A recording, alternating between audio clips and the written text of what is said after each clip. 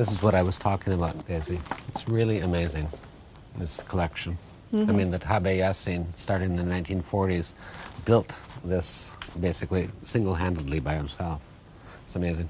So this place actually, I mean, with all the valuable original documentation here, has a very special place in your heart. You're telling Oh, me it certainly does. I mean, not only my heart, but the heart of anyone who cares about Indonesian literature. This is the most important repository of Indonesian literature in the world. And its future is uncertain, unfortunately. Well, I mean, John, we have now the technology basically to digitize everything, and for anybody should be able to access, you know, the richness of our literature. But how to make sure that everybody can have access to this? Well, that's in it. the most The thing is, affordable way? this is a very important repository. But the only people who have access to it are those who actually come to this facility and sit outside. And but the thing is, with government commitment, with financial commitment from outside donors, all of these original manuscripts should be digitized, and they could be available not only to the people who come in here to the library, but you could, if you were at KITLV in the Netherlands or SOAS in London or Cornell, you could work with the Habe Yassin collection to get access. Okay, but what is stopping that funding? I mean, surely this should be high on everybody's agenda. Well, the literary community itself would love to see that happen.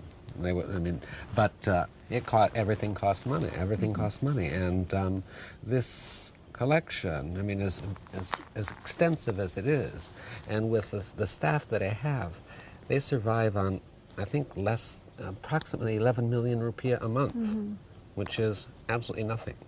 It's a shame. They can't even afford to keep the aircon on all the time. Exactly. You mentioned that word commitment, and that's one thing that you're hoping that the government, would have more commitment in order to make this more accessible to the public. But over the years, do you see sort of less and less commitment, or is there sort of an increasing awareness of the need to, what I see, keep alive our it history? becomes very much of a personal thing. It depends on, this is beneath DKI, so it's a city government, city government-owned building. If the governor likes it, okay, he puts money towards it. If he doesn't care about literature, But in order to do that, you have to create that interest. You have to make people sort of passionate. I quite agree with you. But it is all about access. Tak dikenal, tak disayang. It's true. People don't know about this collection, so of course they're not going to help it. And access is something that your foundation, Lontar, has been trying to build. The next 25 years, say, of Lontar, how would you like to see the foundation grow and develop? What I would like to see is basically more commercial publishers become interested in doing translations, both here and abroad. But that's not going to happen without some kind of subsidy program, some kind of financial incentive on the part of the government, provided by the government. The thing is, Lontar should not exist, in a sense. That our job should be done by other companies, by other organizations, by commercial publishers, but it's not happening. Indonesia's well-known teacher and education expert Arif Rahman admits that without a proper appreciation of the country's culture and literature, or serious attempt to instill this appreciation from a young age, Indonesia is in danger of neglecting a crucial part in its nation building. That is, developing quality individuals with a strong character that fully understand who they are, where they come from, the part they can play in the world, and the contribution they can make. I think we have to start from the teachers, because the teachers are really the backbone of all the materials that are delivered in class as well as in schools. But culturally, we have got to start also from the society. Society should develop a lot of activities that start appreciating art, music, drama, plays, you know. If this is being encouraged, and we have got to work together with our colleague business people, that it has become a very prestigious works, I think and I hope we will come to a level where literature and language power becomes the backbone of our nation.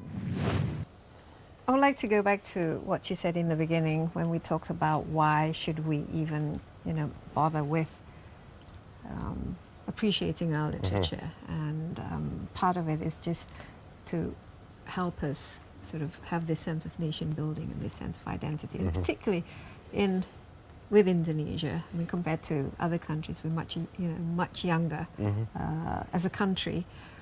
Do you think that could really help get Indonesia have that sense of nationhood? I think it's very important. Literature plays an extremely important role in nation building, just as does film and other forms of culture. If every school child in Indonesia grew up reading the same books, they have something to talk about, But now, if they don't read books as a child, what do they talk about together as adults? They talk about modern things. They don't talk about your history, and history is so important.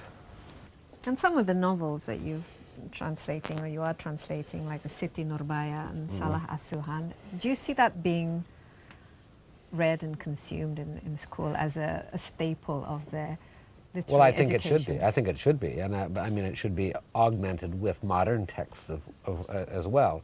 But just by having things like Salah Asuhan and Siti Nurbaya and that kind of thing in the curriculum shows that Indonesia, as an idea, existed long before there was Indonesia as a nation. Are you optimistic about the future of Lontar and what it is that you're doing? I want to be optimistic. I really want to be optimistic, but too many times there are people sticking needles in the balloon, and especially at the ministerial level, you need the commitment at that level. Maybe we shouldn't rely too much on the government and the politicians. No, I mean, it'd be a mistake to rely completely on the government, and this should be a private sector concern too.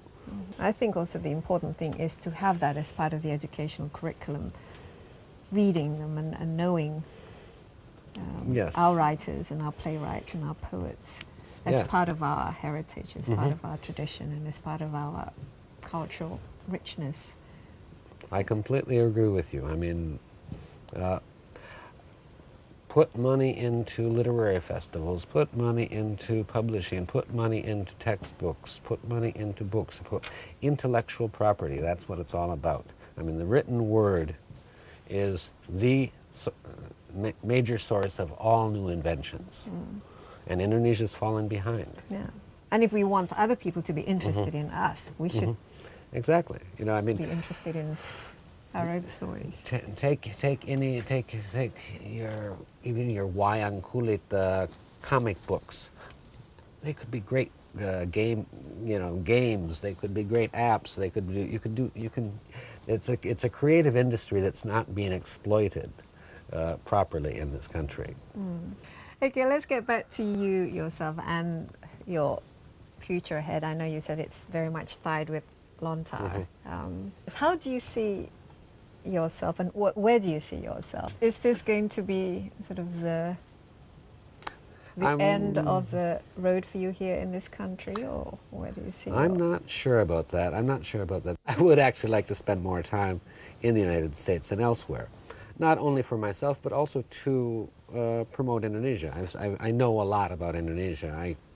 And even though I have this white skin, I act as an ambassador of Indonesia wherever I go, and would like to do more of that in the United States. Okay. Well, great. Well, thank you very much, John, for allowing me to spend time with you. And yeah, this is an incredible place. Okay. But did you enjoy your tour? Yes, very much so. And certainly it's not everybody has the privilege to see firsthand some of these original manuscripts. Okay. So what have I learned from my conversation with John McGlynn? Well, to begin with, it takes a tremendous amount of time and passion to do what he does, especially when the effort seemed a lot bigger than the rewards. Moreover, it's humbling to see such an interest in our literature and the commitment to bring it to the world when even many amongst us ourselves have little desire to read the books or even show appreciation for the wealth of our own Indonesian literary tradition.